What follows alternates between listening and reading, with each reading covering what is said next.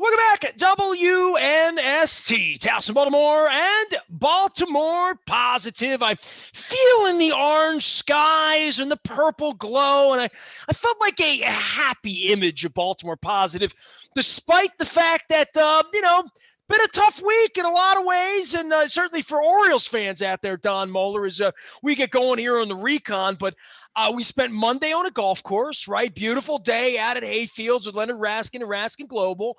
Got off to a nice start. And I guess the Ravens are going to pick some football players. So we got to feel good about that. And then there was the thing that sort of shook the world, right? The George Floyd verdict and Derek Chauvin and all of the political fallout of that, which we'll cover here today, correct?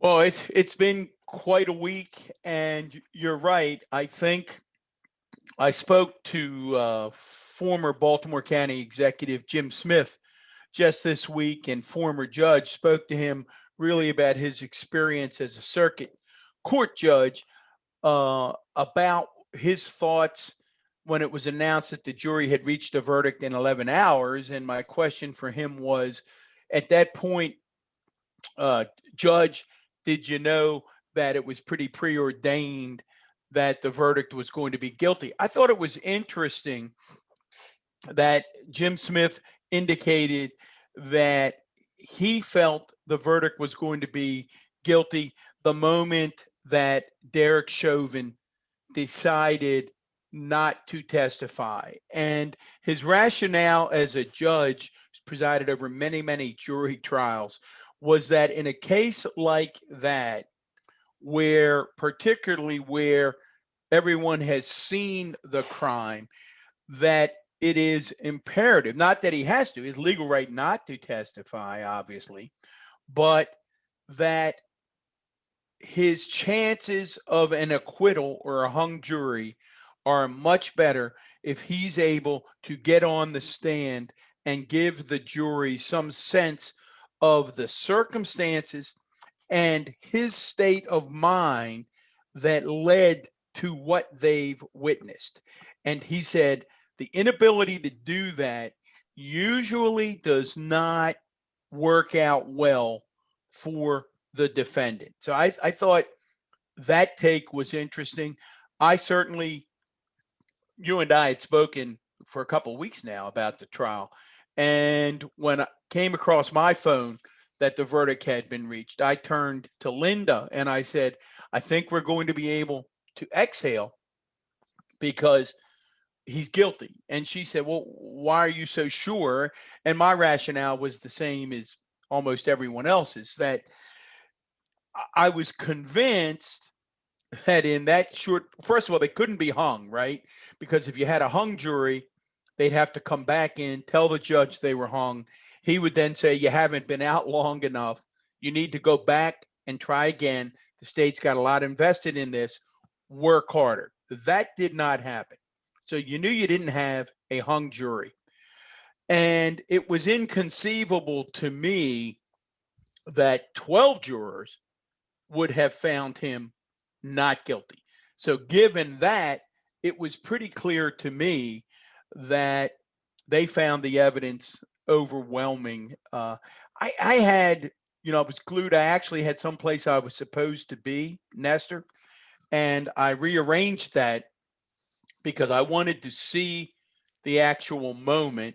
And then I wanted to hear the analysis. And I was struck by the analysis. I'll get to that in a moment.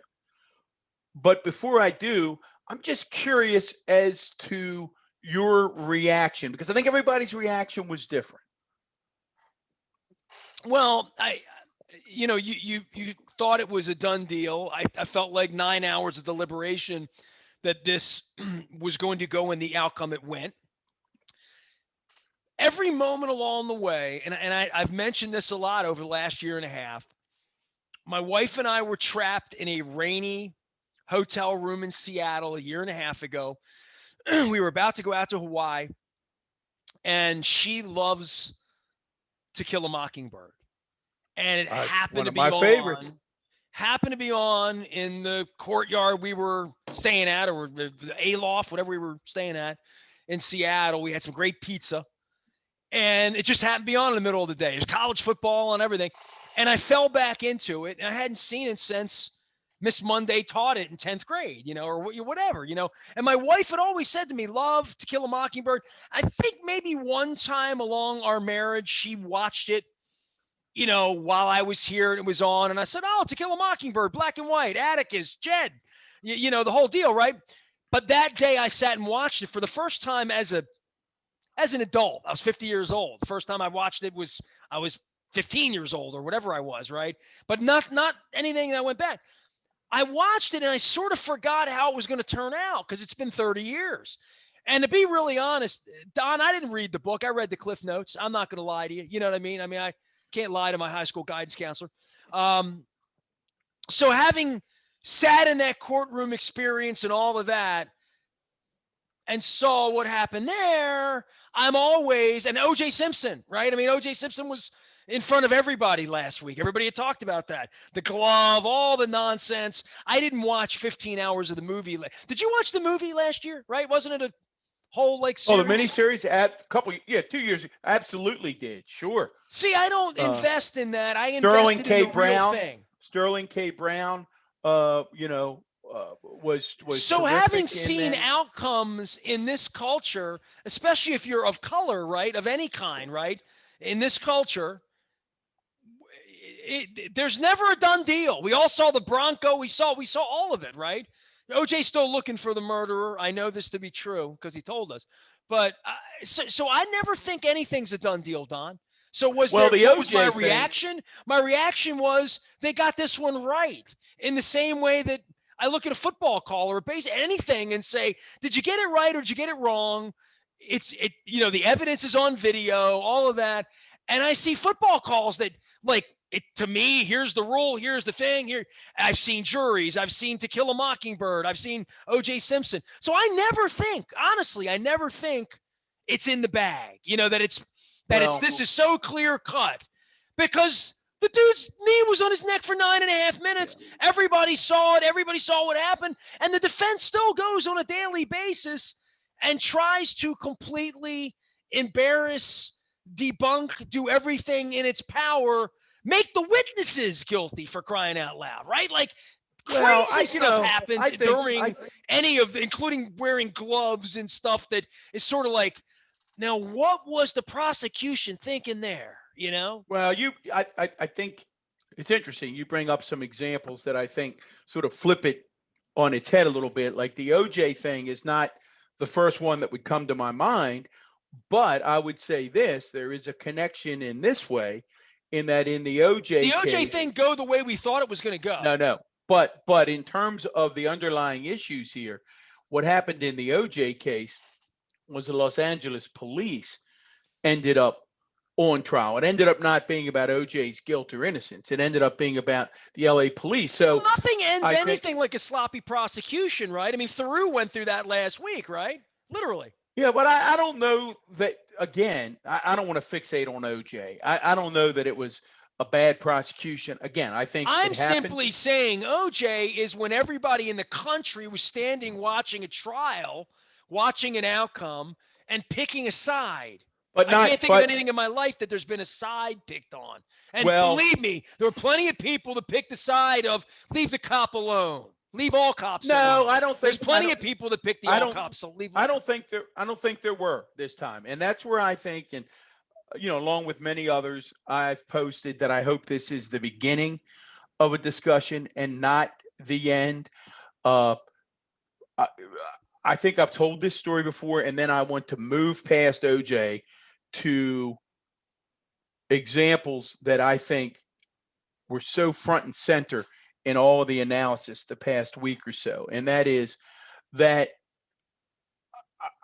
I've mentioned that my dear friend Evelyn Chapman, longtime assistant superintendent in the Baltimore County Public Schools, one of my dearest friends, happened to be in my office when the OJ verdict came down, and they cut to that famous shot. I think it was Howard University, I think it was Howard, may have been GW, of the African American students cheering.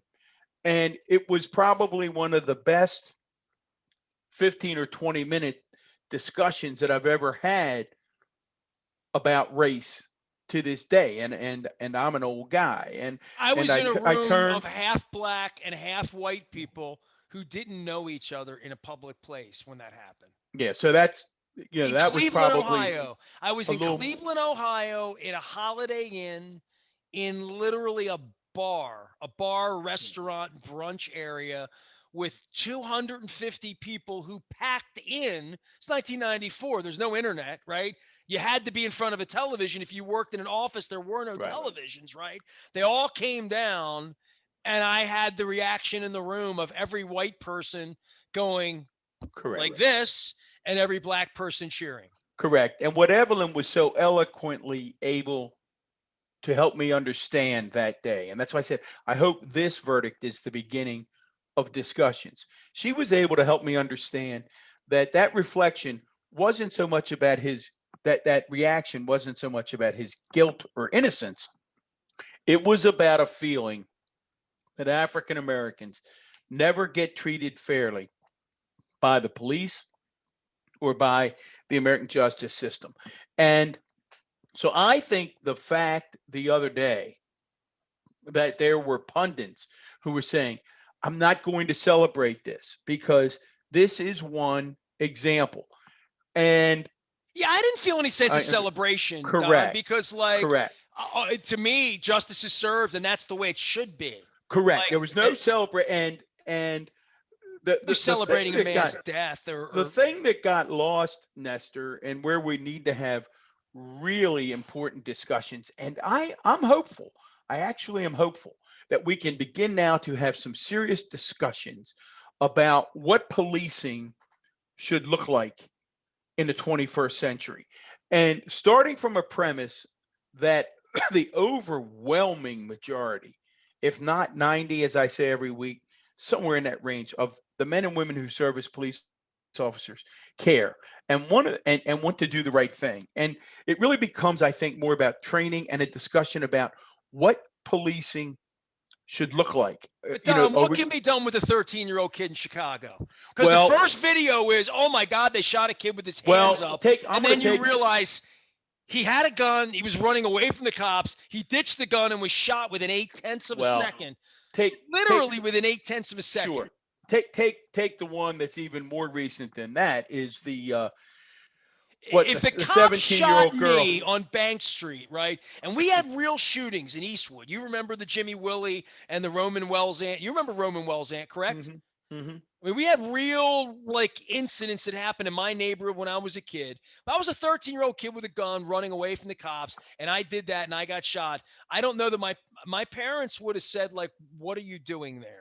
And I know we're in a different age, and I know kids carry guns to Well, protect themselves. I get all of that, but I watched that video, and one side of the political aisle and the other side of the political aisle use it all as a football. I mean, we have to. Val Demings was right. But like to me, that Okay. thing was a mess in Chicago. All right. Let's take the one in Columbus, Ohio, where there's a 911 call. A very uh, irate, concerned, energized person on the other end saying, quick, come, we've got girls fighting, somebody's going to get killed. Police officer pulls up. We've released the body cam video already. And what you see is on this body cam is a young lady fighting with another young lady, pushing the young lady to the ground with a knife in her hand, appears to be getting ready to stab the other young lady. Police officer saying, drop it, drop it, drop it, doesn't drop it. Police officer shoots the young lady.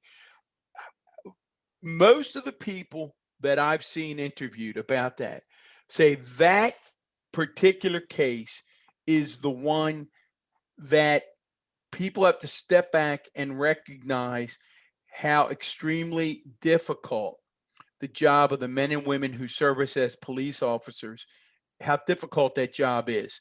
Because if that officer hesitates and the young lady on the ground gets stabbed, the officer is going to be accused of not doing anything to protect that person. It's always about protect and serve. So it is A Toughest job on earth. very toughest job on earth, and we've got to make it easier, and that's going to be involving community activists. It's going to be involving people in the communities, police chiefs, FOPs, everybody sitting Think about down. how much time we've dedicated on this program, right, to well, police Nestor, efforts and police talks, whether it's Julian Jones, whether last week at FOP, we've done it all here. But and Nestor, here's part of the problem, and this is why this walk is going to be such a journey. Let's go back again to the George Floyd case. What has not gotten much publicity? It's been an article or two, but not nearly what it should be to focus on the original police report from the afternoon of the incident. I would encourage people to go back, Google police incident report, George Floyd, and read it. And I will get it, not verbatim, but I'm going to be pretty close right now when I tell you what it said. It said, African-American male was stopped in a traffic stop this afternoon. He was combative and difficult when he was asked to step out of the car.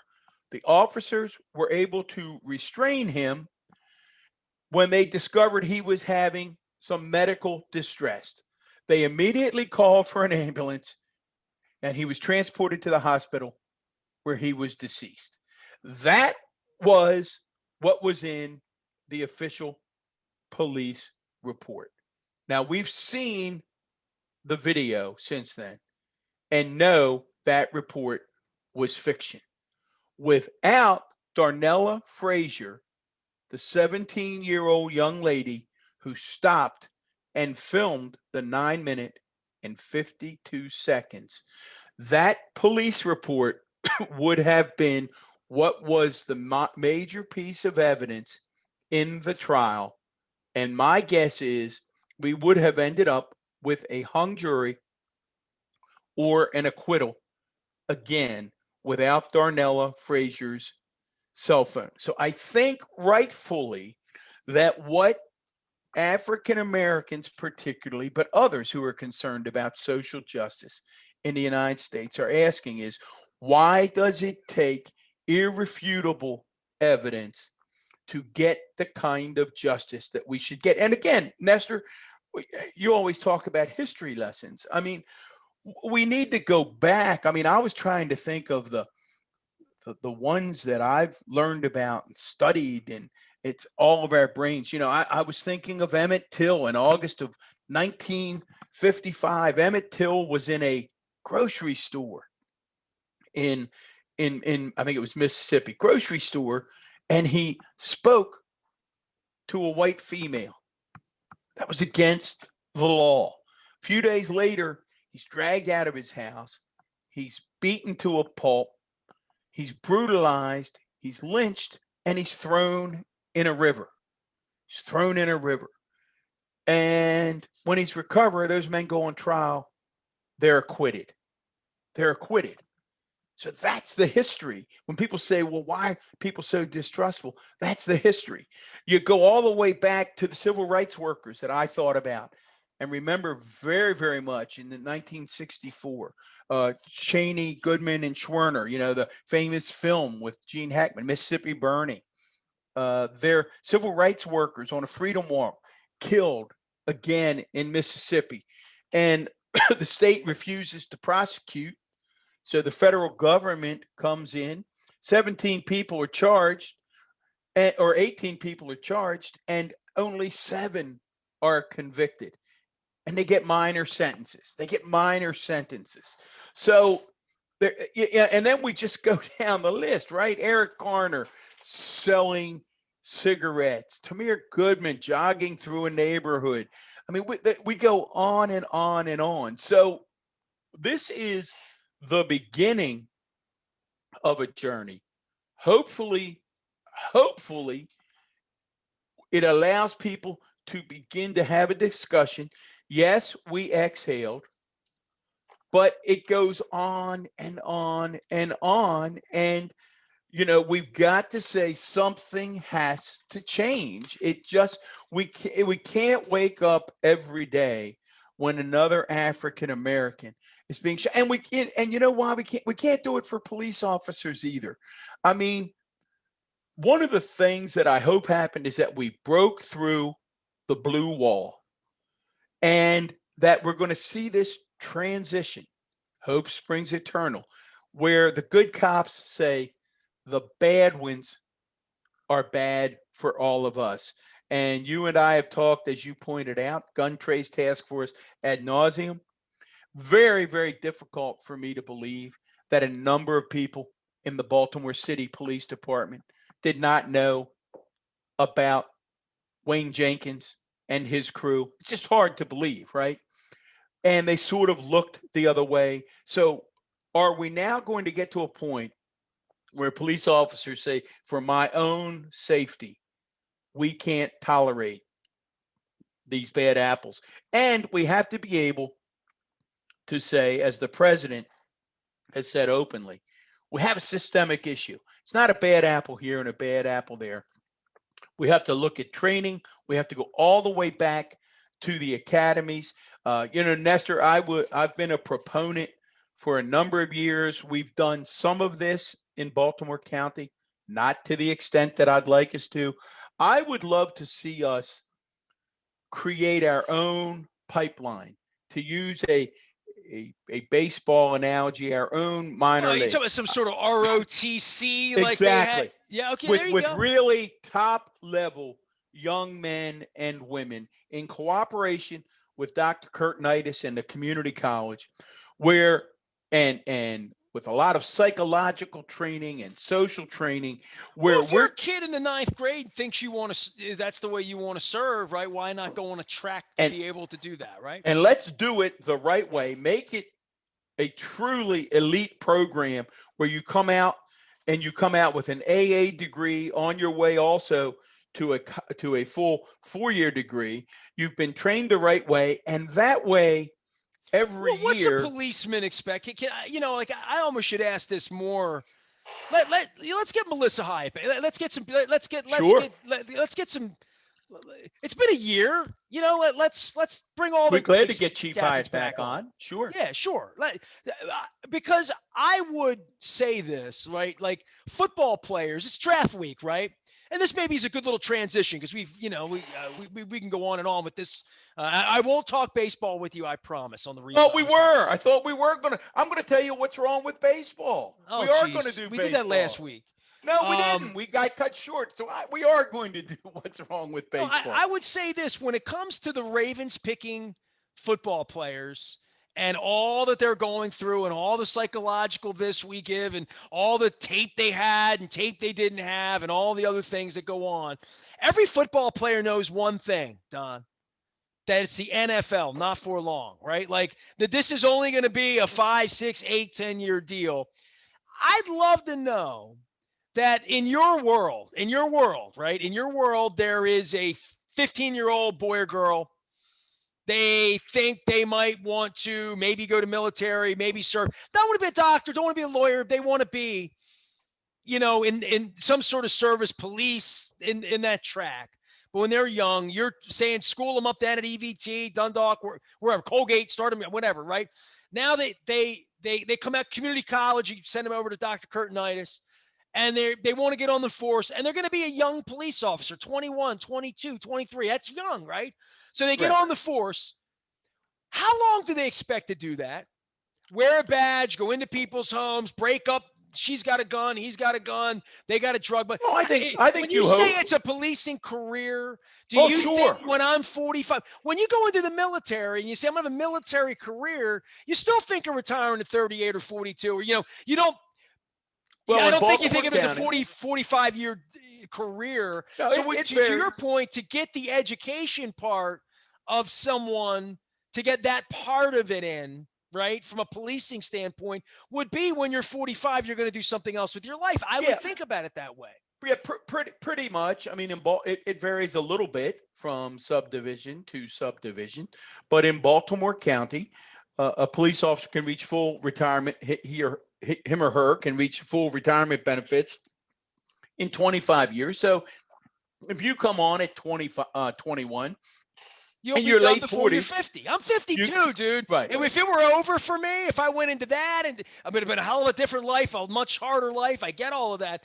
But, if that's the reward, I'll hear that. I mean, Yeah. I don't know. I know with football, I know what the reward is. Your No. body's going to hurt like We hell. listen, we have to do that, and we can't, before we leave this subject, it does You want appear lifers. It's like teachers. you You want don't life want people to be a 5-year cop. no, You want somebody to be all in, like you probably correct. want your sports radio show guy to be. And again, I can't stress enough the number of outstanding men and women that I've encountered in police departments all across the Who state. And have again, spent 20 and 30 and 40 years. We I, all know a cop that served 30 or 40 my years. We my cousin all. was a major in the state police. Would probably still be there had he not gotten sick. So he loved every day, and he was just outstanding. And we've known, you and I have known many outstanding police I officers. told But my wife about Mr. Bulk, Mr. Frank Bulk, grew up across the street from me, went golfing. He worked out at the jail as he was an older man. But man, he encouraged me, and I think I told you and Dr. Curtinitis this once, encouraged me to go to community college and get my degree when I was 11 years old. There wasn't a lot of that going on in Dundalk. I think you know that, right?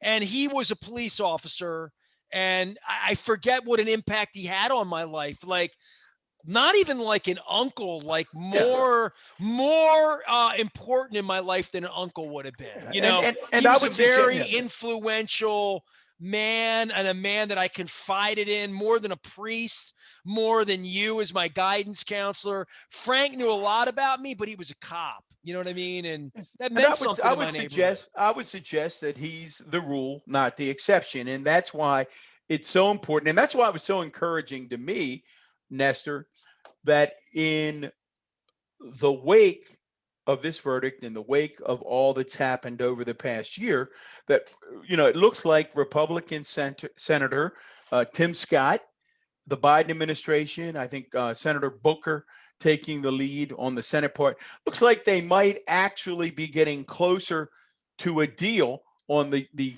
police reform, which Maryland, again, we said last week, so proud, Speaker Jones, President Ferguson, all the great work they did. We'll be speaking to Delegate Pat Young shortly about the great work they did in that area. But it looks like the Senate might be able to reach a compromise, and we might actually get a police reform bill, a bipartisan bill in the United States Senate. It looks like they're hung up on this issue, and you and I have talked with many about this issue of unqualified immunity and whether or not you can sue police officers in civil court for actions. And it looks like that what Tim Scott is proposing, and I'm intrigued by it. I think you have to give. I'm not a big fan of unqualified immunity, but it looks like Senator Scott wants to compromise in the sense that would allow folks to sue departments as opposed to individual officers. His argument evidently being that would really hold departments accountable. It would make it incumbent upon them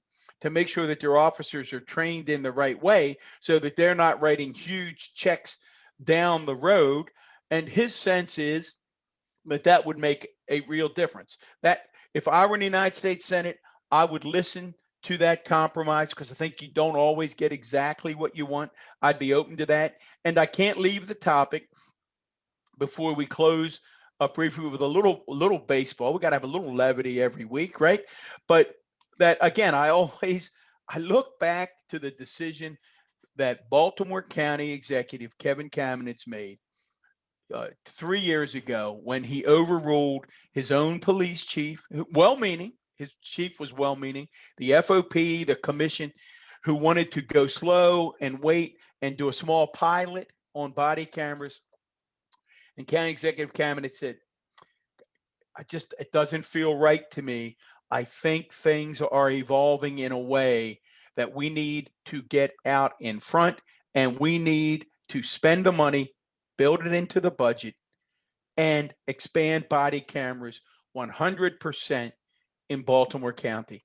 And you look back at how visionary that was. And now here you've got the state of Maryland going to require every county in every locality to have a body cam program. I was shocked at some of the larger counties that still did not. So again, tip of the hat to my friend left us much too soon, Kevin Kamenetz. He saw it as he often did. He could see what was coming down the road, and think of how different. Like just again, go back to that Columbus, Ohio example. Without that officer and that body cam footage showing that young lady getting ready to stab another young lady, that case would be very, very difficult. So my plea to folks out there listening to Baltimore Positive, let's have the discussions. Let's not be afraid of race. Let's not be afraid to talk policing. Let's not be afraid to talk about what a different form of true community policing might look like. So We all with talked that, about what fairness is this week, right? and Like that's been fairness, a little baseball, Nestor. Every week, I said, last week you were saying that I don't think there's anything wrong with baseball. Let me tell you, somebody sent me an article this morning, and it blew me. I mean, you're a stat guy, and you this stuff. You're like a savant with this. I looked at these stats, and I did a double take and immediately sent them to my gang and said, guys, look at these stats. What do you think the average major league batting average is as we head into, what do we guess? We're now in the third or fourth week. 232. Oh, you saw the article. Is that right? Did you see the article? No, I didn't see the article. They're actually, well, that's pretty crazy. It's actually 232. That is 5 points lower than the single season worst ever in Major League Baseball. Since the year 1900, Nestor, since 1900, just 11 teams have batted 220 or worse for the season. Right now, we have 9, basically 1/3 of the teams in the major leagues are on a pace to bat under 220 for the year. I mean, it's really, really strange. I don't know that the answer is to move the mound back a foot like they're doing in the Atlantic League.